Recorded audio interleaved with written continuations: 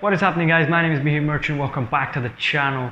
This is Tottenham 0, Chelsea 3 player ratings. Let's go. Firstly, we have to start right at the back. Kepa Arrizabalaga, he was picked over Mendy today, and in the end it turned out to be good, wasn't it?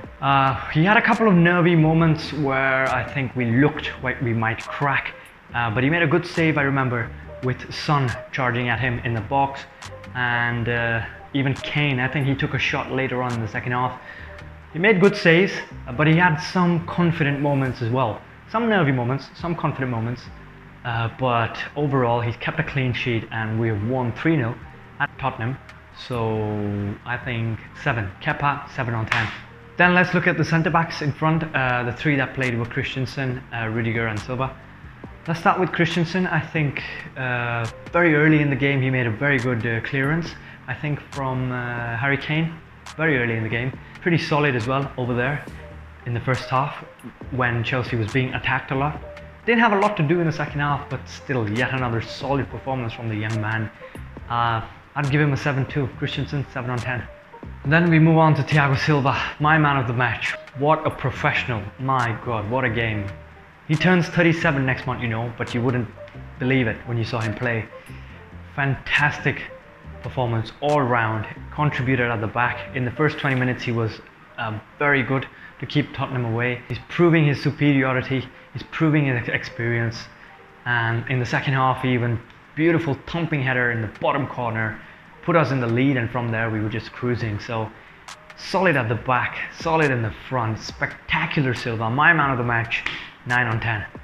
Next, Rudiger, who I think is probably one of the best defenders in the league right now. Yet another game where he has shown why he is the best. His ability in the air is exceptional. His ability on the ball is shockingly good for a centre-back. His physicality, his awareness, his defensive abilities, just spectacular. Like his centre-back partner Silva, he went ahead and got a goal too, you know. Finish that Timo Werner would be dying to do. A beautiful finish, left-hand corner. Even Harry Kane would be proud of that finish. Great at the back, alongside Silva. Great in the front, like Silva as well. Another faultless performance by Rudiger. I'll give him 9 on 10. Let's go to right wing back now. Azpilicueta played there. The entire defense of Chelsea in the first half had a lot to do, but they held out. He had a lot to do because Son was charging at him with speed, and Ndombele was just giving him, you know, the physical battles. But he held out, and yet again he's turned out to be very reliable, like he has been for the last 9 years at Chelsea. Azpilicueta, 7 on 10. The left wing back was Alonso, and every time he plays against Tottenham he turns into God. Tottenham boo him with every touch on the ball, and they do that because they know how good he is against Tottenham. And this game was no different. Fantastic performance. He was everywhere. Beautiful crosses, beautiful on the ball, even set up an assist with a cross from the corner to Silva. What a ball that was, whipped in with his left foot. And yeah, just loved watching him play, you know. 2 years ago you thought he's done at the top level. He turns into God in this fixture, home or away really. Absolutely ran a riot in the Tottenham box.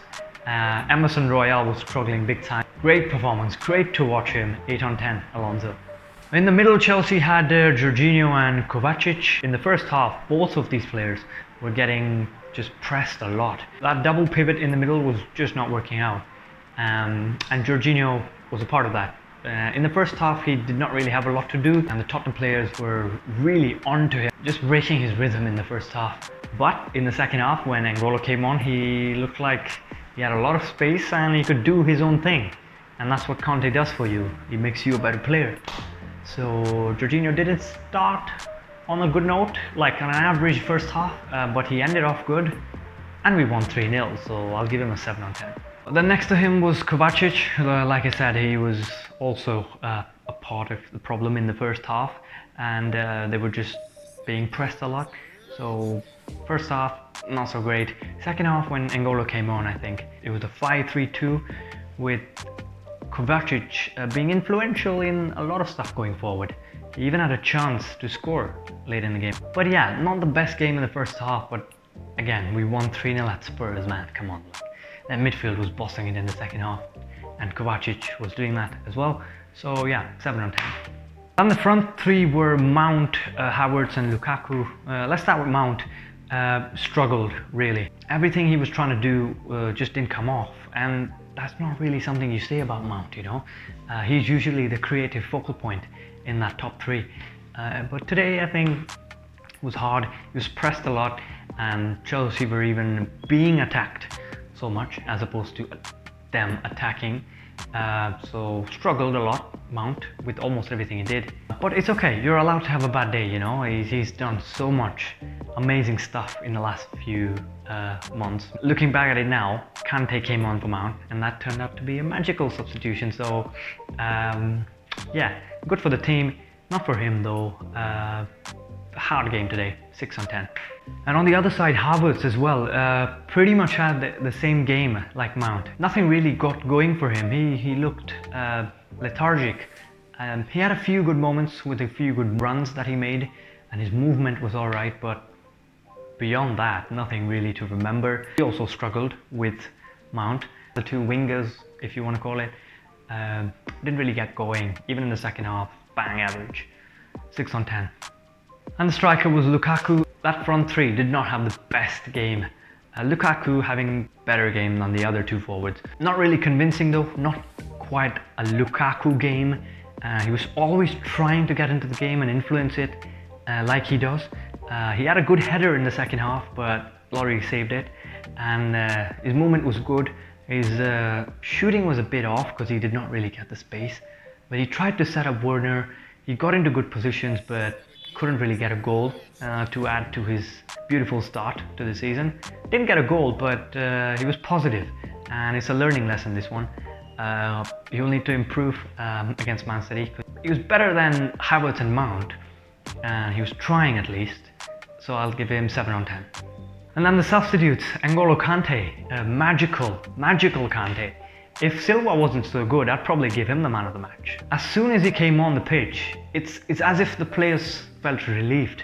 Because when he comes in the middle, he just bosses everything. He gave Jorginho the space to become better, he gave Kovacic the freedom to go ahead, and he was doing the defensive bit, and he also scored a goal. I mean, yeah, that goal was, you know, it was a deflection, and then it hit the post, and then it went in, but still, you have to shoot, you have to be aware, and he took that shot, and yeah, scored and pretty much demolished Tottenham single-handedly in the second half. Huge impact from N'Golo Kante. Great substitution by Tuchel. 8.5 or 9? 8.5 on 10. And last but certainly not the least, Timo Werner. Had a big chance himself to score in the second half when he came on, but again he struggled with his finishing, which we have seen a bit now. With his pace, he's always threatening, and he showed that again today. Beautiful assist. That assist is going to do him a world of good, you know. His pace and his positioning is so good. He gets into good spots inside the box, but he can't finish. That's why he looks bad. Got into really good positions in the 20-odd minutes that he played. A beautiful cutback pass to Rudiger to set up an assist. Again, he can only improve and get better, but an assist is an assist. 7 on 10.